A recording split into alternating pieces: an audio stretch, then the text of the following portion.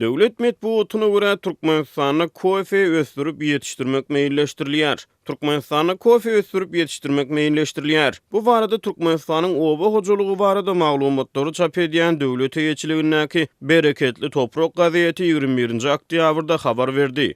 Neşriň maglumatyna görä Goloýda Fransiýanyň Agrenium kompaniýasynyň halkara gatnaşyklar bölüminiň başlygy Etienne Sorus Türkmenistanyň Oba Hojalyk Universitetine baryp mollimler bilen Türkmenistana kofe ösdürip ýetişdirmegi maksat etdi. Şeýlede habarda aýdylmagyna görä Oba Hojalyk puwdagyny iş alyp barýan Fransuz kompaniýasynyň wekili Türkmenistanyň mollimlerden türkmen topragyny paýta ekilişiniň usullary barada maslahat sorapdyr. Bereketli Toprak Fransiýaly mihmanyň paýtanyň türkmen topragyny ekiliş usullaryny Fransiyada ornaşdyrmagy maksat edinýändigini aýdýar. Oba hojalyk puwdagyny usatlaşan Agrenium kompaniýasynyň düzümine Fransiýanyň 15 sany ýokary okuw mektebi, 4 sany ilmi önümçilik instituty we ýüze goly ilmi barlyghana girýär. Eýsem türkmen topragyny kofe ösdürip ýetişdirmek teklifini Türkmenistanly oba hojalyk mollimleri orta atdymy ýa-da Agreniumyň wekili muny teklif etdimi? Bu soragyň jogaby boýunça döwlet neşrine maglumat berilmeýär.